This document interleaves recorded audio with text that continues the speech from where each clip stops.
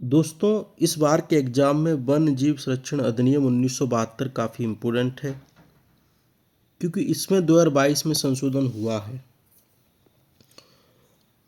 और अगर 2022 में संशोधन हुआ है, इन्वायरमेंट से संबंधित है, फॉरेस्ट से संबंधित है, तो हमारे एग्ज़ाम की दृष्टि से काफ़ी महत्वपूर्ण हो जाता है। तो सबसे पहला पॉइंट ये है कि इसमें 2022 में क्या क्या संशोधन हुए हैं, और 2022 में संशोधन जानने से पहले हम ये जानेंगे कि इससे पहले इसमें कितनी बार संशोधन हो चुके हैं और उन संशोधनों में क्या क्या हमको मिला इस वन्य जीव संरक्षण अधिनियम 1972 में। इसके बारे में भी जानना महत्वपूर्ण है क्योंकि आपको एग्जाम में वो आपको घुमा सकता है। संशोधन हुआ होगा 2006 में, बता देगा कि 2022 में हुआ है। तो इस प्रकार की चीज़ें आपको याद रखनी चाहिए।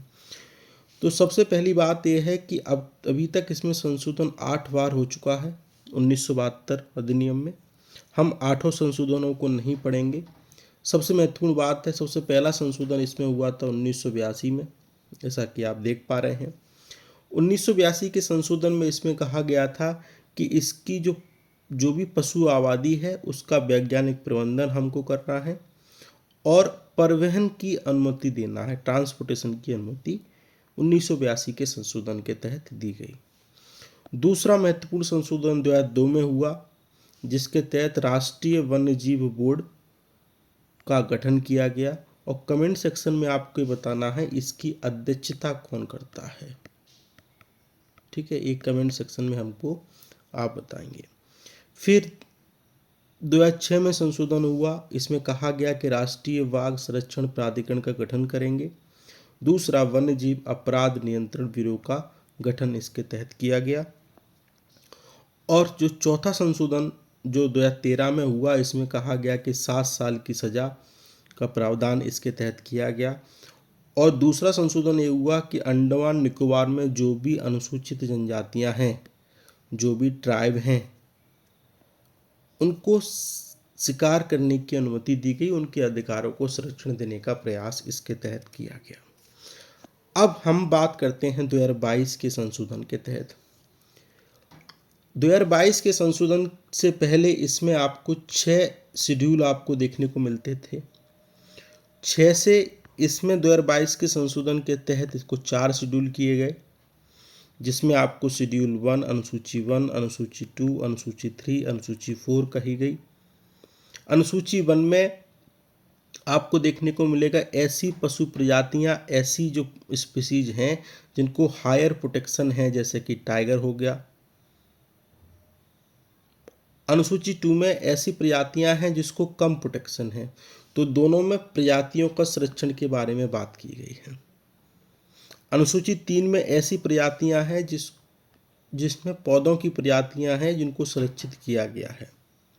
और अनुसूची 4 में ऐसी प्रजातियां हैं जिसको साइट के परिशिष्ट में सूचीबद्ध किया गया है। साइट में 3 अपेंडिक्स होते हैं, अपेंडिक्स 1, अपेंडिक्स 2 और अपेंडिक्स 3।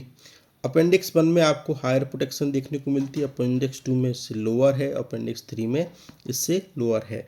तो अब हमारा जो 1972 का वन्य जीव संरक्षण अधिनियम है वो साइट के अकॉर्डिंग हो गया है। तो इस बात को आप याद रखेंगे। ठीक है। दूसरी महत्वपूर्ण बात, केंद्र सरकार अब क्या कर सकती है, जो राष्ट्रीय पार्क हैं, जो वाइल्ड लाइफ सेंचुरी हैं, उनके जो आसपास के एरिया है उनको संरक्षण रिजर्व घोषित कर सकती है। अब कौन कर सकता है? केंद्र सरकार। पहले ये पावर केवल राज्य सरकार को थी। ठीक है, तो इस बात को आप ध्यान रखेंगे। दूसरा, कोई बंदी हाथी है जिसका उद्देश्य धार्मिक है या फिर किसी अन्य उद्देश्य के लिए लिया जा रहा है, तो उसको स्थानांतरण और परिवहन की सुविधा की अनुमति इस अधिनियम के तहत 2022 के तहत दी गई है। दंड और जुर्माने को बढ़ाया गया है। ये आपको याद नहीं रखना है कि कितना बढ़ाया गया है, बस ये याद रखना है कि दंड और जुर्माने को बढ़ाया गया है। ठीक है, तो ये कुछ महत्वपूर्ण संशोधन थे। आप कमेंट सेक्शन में बताइएगा कि 2022 के संशोधन के तहत पहले 6 अनुसूचियाँ थीं, तो कौन कौन सी अनुसूची इसके तहत हटा दी गई हैं, वो कमेंट सेक्शन में ज़रूर करिएगा ताकि आपको याद रहे। ये चारों अनुसूची आप याद रखेंगे, यहाँ से प्रश्न बन सकता है। तो आज के डिस्कशन में इतना ही था। Thank you very much.